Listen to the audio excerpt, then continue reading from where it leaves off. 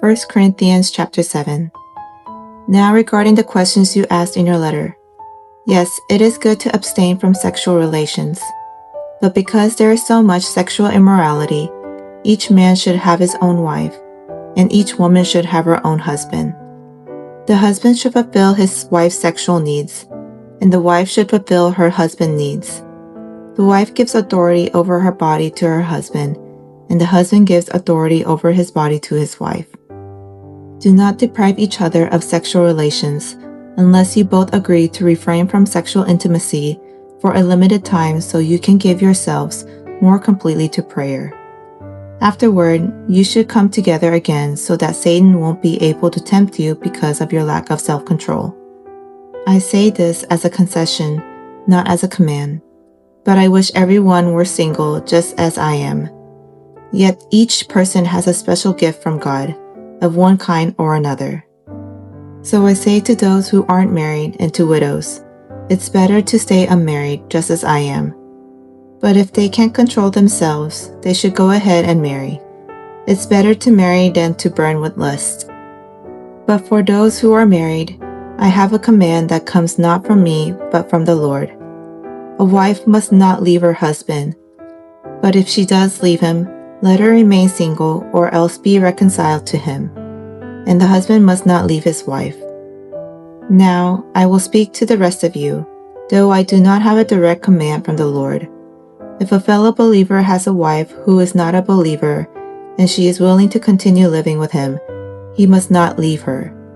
And if a believing woman has a husband who is not a believer, and he is willing to continue living with her, she must not leave him. For the believing wife brings holiness to her marriage, and the believing husband brings holiness to his marriage. Otherwise, your children would not be holy, but now they are holy. But if the husband or wife who isn't a believer insists on leaving, let them go.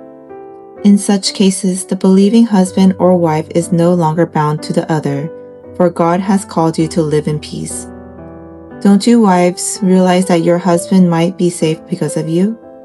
And don't you husband realize your wives might be saved because of you? Each of you should continue to live in whatever situation the Lord has placed you, and remain as you were when God first called you. This is my rule for all the churches. For instance, a man who was circumcised before he became a believer should not try to reverse it, and the man who was uncircumcised when he became a believer should not be circumcised now. For it makes no difference whether or not a man has been circumcised. The important thing is to keep God's commandments. Yes, each of you should remain as you were when God called you. Are you a slave? Don't let that worry you. But if you get a chance to be free, take it. And remember, if you were a slave when the Lord called you, you are now free in the Lord. And if you were free when the Lord called you, you are now a slave of Christ. God paid a high price for you, so don't be enslaved by the world. Each of you, dear brothers and sisters, should remain as you were when God first called you. Now regarding your questions about the young women who are not yet married, I do not have a command from the Lord for them, but the Lord in His mercy has given me wisdom that can be trusted, and I will share it with you. Because of the present crisis, I think it is best to remain as you are.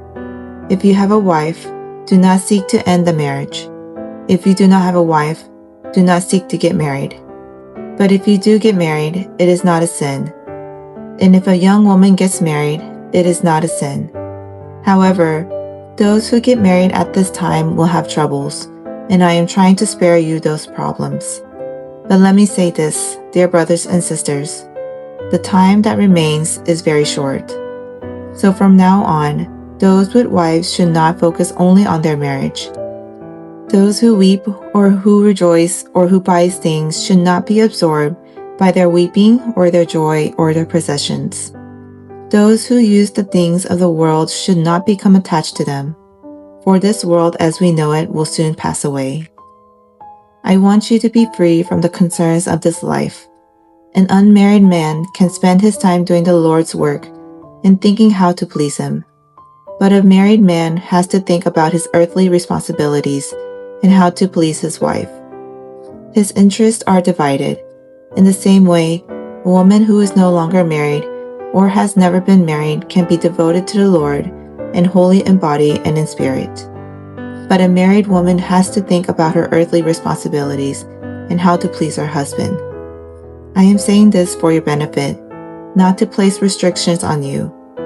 I want you to do whatever will help you serve the Lord best, with as few distractions as possible.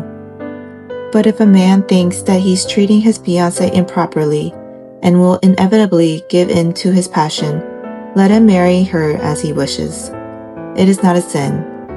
But if he has decided firmly not to marry, and there is no urgency and he can control his passion, he does well not to marry.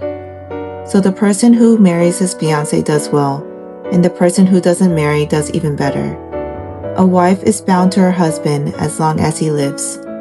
If her husband dies, she is free to marry anyone she wishes, but only if he loves the Lord. But in my opinion, it would be better for her to stay single, and I think I am giving you counsel from God's Spirit when I say this. Amen. In this chapter, the Apostle Paul responds to the believers' questions about marriage and singleness.